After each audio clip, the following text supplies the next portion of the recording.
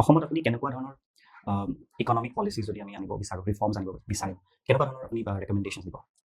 Sir মই ভাবোঁ আমাৰ ইকনমিক ছেক্টৰৰ ক্ষেত্ৰত যদিও আমি এতিয়া অসমখন বহুখিনি আমি অগ্ৰসৰ হৈছোঁ, তথাপিও আমি ছেক্টৰ স্পেচিফিক কিছুমান যদি পলিচিছ ল'ব পাৰোঁ, তেতিয়াহ'লে মই ভাবোঁ ছাৰ আমাৰ অধিক উন্নত মানৰ হ'ব। ফৰ এক্সাম্পল আমাৰ ইয়াত যদি আমি ডেটা এনালাইজ কৰি চাবলৈ চাওঁ, আমাৰ ৰুৰেল পপুলেশ্যন ইজ এৰাউণ্ড 83% 2011 চেঞ্চাছৰ মতে। কিন্তু সেই ৰুৰেল টুৰিজম যিটো ছেক্টৰ, এতিয়াও সেইটো বহুতখিনি আনটাচড হৈ আছে।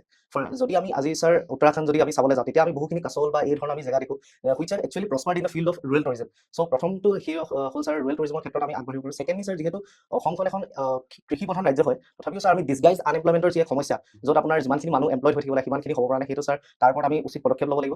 থাৰ্ডলি ছাৰ আমি এক্সপৰ্ট অৰিয়েণ্টেড আমি কিছুমান ছেক্টৰ আমি গঢ়ি তুলিব পাৰোঁ। এতিয়াও বহুখিনি আপোনাৰ লোৱা হৈছে। ফৰ এক্সাম্পল ছাৰ আপোনাৰ কাজিনেমু এতিয়া এক্সপৰ্ট কৰা হয় আমাৰ অসমৰ পৰা। আৰু লগতে অভাৰঅল ছাৰ মই ভাবোঁ ছাৰ ইনফৰ্মেল ছেক্টৰ এতিয়াও ছাৰ বহুখিনি অৰিহণা আছে। কিন্তু আমি যদি ভালদৰে আমি যদি বিকশিত অসমৰ যদি আমি পৰিকল্পনা কৰিব লগা হয়, তেনেহ'লে নিশ্চিতভাৱে ছাৰ আমি ফৰ্মেলাইজেশ্যনৰ ক্ষেত্ৰত আমি বহুখিনি ষ্টেপ ল'ব লাগিব।